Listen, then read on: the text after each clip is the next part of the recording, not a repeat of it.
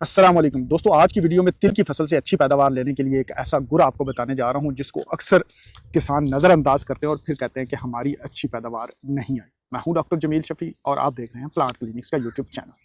दोस्तों, तिल की फसल से अच्छी पैदावार लेने के लिए आमतौर पर हमारे किसान जो हैं वो डीएपी और यूरिया और साथ में थोड़ी बहुत पोटाश पे जो है वो तवज्जो देते हैं।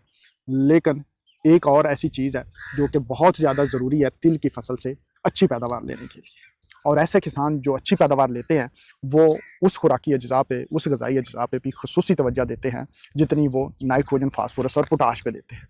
तो दोस्तों, वो खुराकी अज्जा या वो गज़ाई अज्जा है सल्फ़र।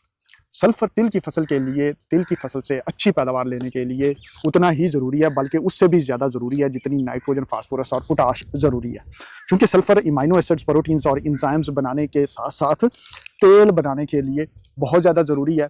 और तेल जो है वो सल्फ़र के जो मौजूदगी में ही अच्छा बनता है और ज़्यादा बनता है। जब तेल ज़्यादा बनता है तो तेल मोटे ताज़े बनते हैं, सेहतमंद बनते हैं, जिससे पैदावार, वज़न भी ज़्यादा होता है और मार्केट में उनकी वैल्यू भी ज़्यादा होती है। इसके अलावा सल्फ़र के कुछ और भी फ़ायदे हैं।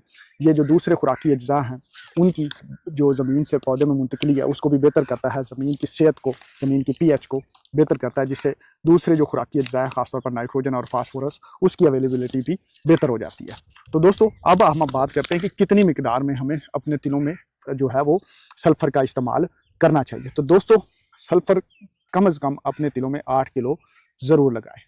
अगर आपने सल्फ़र बेंटोनाइट का बिजाई के वक्त इस्तेमाल किया है तो बाद में आप 4 किलो सल्फ़र फ्लड करें।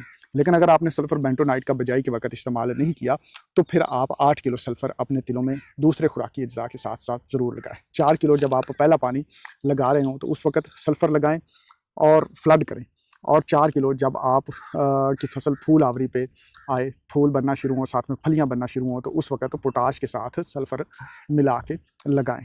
इस तरह से आपकी फसल भरपूर पैदावार देगी और आप देखेंगे कि जहाँ पे आपने सल्फ़र का इस्तेमाल किया है वहाँ पे तिल की फसल की पैदावार, और जहाँ पे आप सल्फ़र का इस्तेमाल नहीं कर रहे वहाँ पे तिल की पैदावार में वाज़िह फ़र्क नज़र आएगा। दोस्तों, अब सल्फ़र की बात करते हैं कि कौन सी सल्फ़र जो फ्लड करने के लिए सल्फ़र है, वो सल्फ़र WG जो है वो बेहतरीन है। आप उसको पानी में हल करके फ्लड कर सकते हैं।